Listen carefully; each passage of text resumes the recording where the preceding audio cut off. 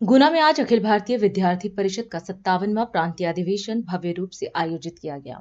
इस खास मौके पर मध्य प्रदेश के मुख्यमंत्री मोहन यादव ने कार्यक्रम में शिरकत की और अधिवेशन का विधिवत उद्घाटन किया।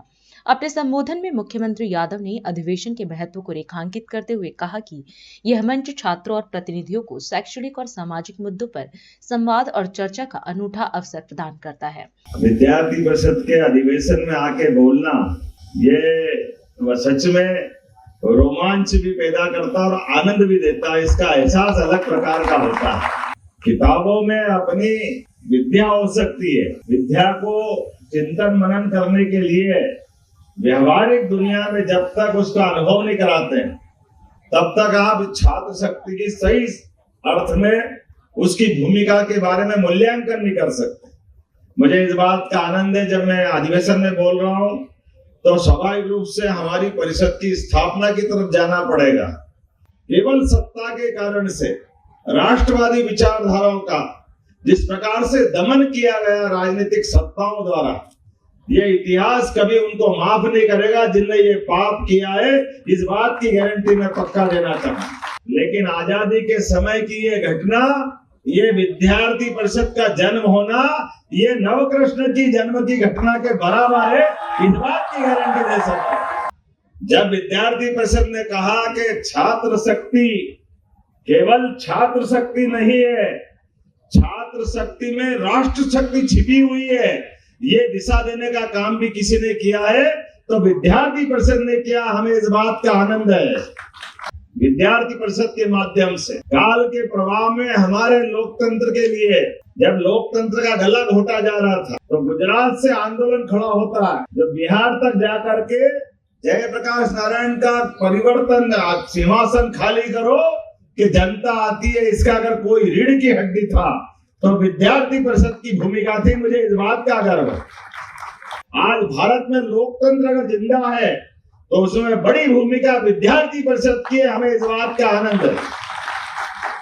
राष्ट्रीय राजनीति की बात करते हुए केवल एक नहीं, कितने प्रकार के आयाम। आपने कहा कि हमारी आयु सीमा में परिवर्तन होना चाहिए, और ये विद्यार्थी परिषद ही थी जिसने 18 वर्ष के मताधिकार का आग्रह को सरकार को मानने पे मजबूर किया। मुझे इस बात का भी आनंद है। हमारे शिक्षा व्यवस्था में जो व्यापारीकरण हो रहा था, इसके खिलाफ भी अगर किसी ने आवाज उठाई तो विद्यार्थी परिषद ने आवाज उठाई। शिक्षा नीति में क्या जरूरत है, क्या क्या होना चाहिए, इस दिशा में भी अगर कोई ने ध्यान दिलाया तो विद्यार्थी परिषद के माध्यम से दिलाया है। जब हमारे प्रदेश में ये सरकार बनी, यशस्वी प्रधानमंत्री श्रीमान नरेंद्र मोदी जी के माध्यम से, यद्यपि 2 बार शिक्षा नीति बदली गई थी, वो दोनों बार की शिक्षा नीति लॉर्ड मेघालय की शिक्षा नीति से कोई अलग नहीं थी। लेकिन इस देश के विचारकों के साथ, बुद्धिजीवियों के साथ 2020 में जब सच्चे अर्थों में नई शिक्षा नीति आई तो ये शिक्षा नीति ने हमारी जड़ों को अपने प्राचीन आदर्श के साथ खड़ा रखने के लिए, प्राचीन गौरव दिलाने वाली सनातन संस्कृति की उन सारी बातों से जोड़ने का प्रयास किया। यही पहचान तो विद्यार्थी परिषद की, ये गौरवशाली अतीत से भी जोड़ती है और भविष्य की तरफ अपना प्रकाश फैलाती है।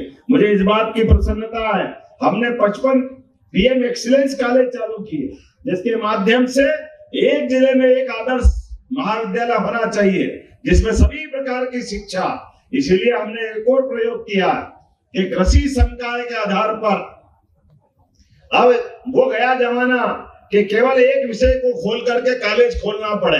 हमने अपने विश्वविद्यालयों में, महाविद्यालय में भी एग्रीकल्चर की पढ़ाई चालू की।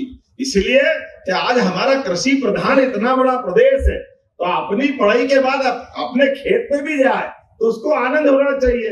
हमारा काम खुद तो करना चाहिए। और दुनिया के अंदर जिस प्रकार से भारत का मान बढ़ रहा, सम्मान बढ़ रहा है, आप अंदाज लगा लो एक बात का। आज हमारे खेत के अंदर कहाँ इजराइल जो अपने 1 एकड़ में 30 कुंटल सोयाबीन लगाता है, और हमारे यहाँ उल्टा 1 एकड़ में 5 कुंटल हो जाए तो बहुत बड़ी बात। लेकिन आज के समय में अपने ज्ञान और खोज के बलबूते पर मध्य प्रदेश भी करवट बदल रहा है। आने वाले समय में निश्चित रूप से जल की उपलब्धता के आधार पर आज मध्य प्रदेश जो आगे बढ़ेगा, ये नई पीढ़ी के माध्यम से बढ़ेगा। मुझे पूरा भरोसा है आपके माध्यम से बढ़ेगा। राष्ट्र सर्वप्रथम